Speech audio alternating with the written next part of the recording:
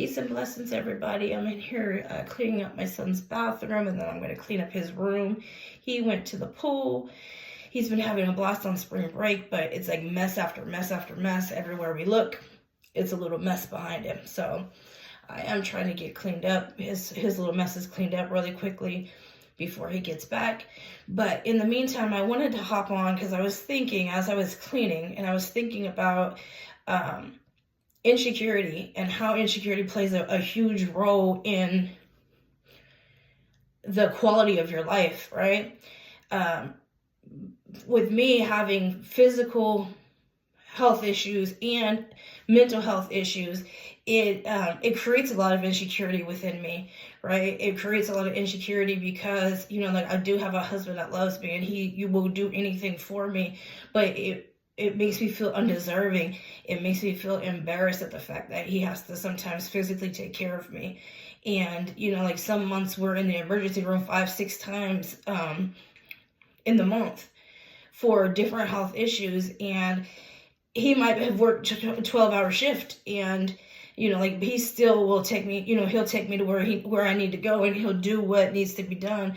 And you would think that would make me that would fill my heart with joy and make me just feel so grateful that I have this.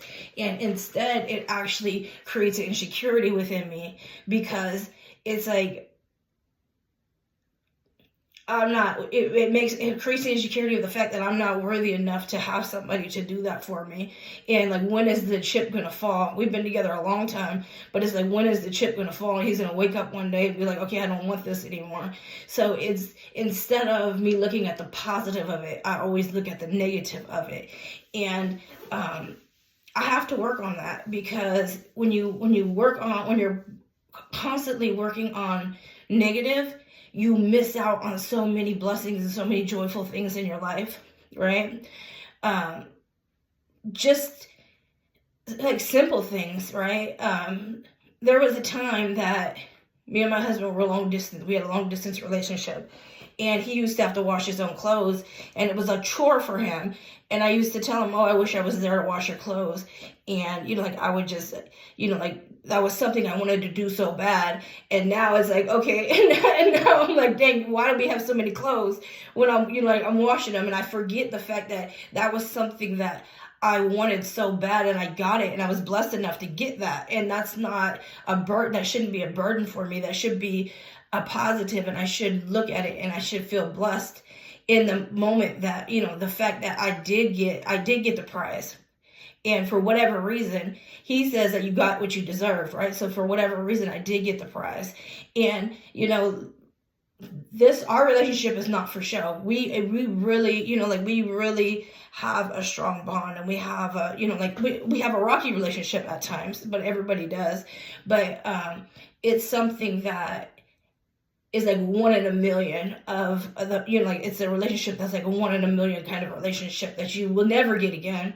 That it will never happen again. So it's the fact that I need to stop working on insecurity, and I need to start working more on gratitude and thankfulness of the fact that it's here. I have it right at my fingertips. And regardless of what we go through with physical or mental health issues, we go through it together, and he chooses to be here. And because he chooses to be here, I should feel grateful that, that there's something in me that is good enough for somebody to choose me, if that makes sense. And that should show that not every part of me is broken. And so I don't know. It's just, I don't know if anybody else struggles with those kind of insecurities, but it is a struggle. But I am going to put a better foot forward to actually work with gratitude, and to start with gratitude versus insecurity and negativity. So that's something that for this next week coming up, that we're starting to, in this moment, not even today, just in this moment, is something that I'm going to work on cognitively. I'm going to work on doing that to see, if it does give me a change in my mental health. And I feel like, if I'm able to change that negative to a positive, it's going to put me in a better headspace overall anyway. So I just encourage anybody that is suffering from insecurities, is suffering from unworthiness, to step back and look at the positive things that they have. Whatever it is that means something to you, step back and look at it and rejoice in it for a minute and be thankful that you have it. Okay, everybody, thank you. Peace and blessings.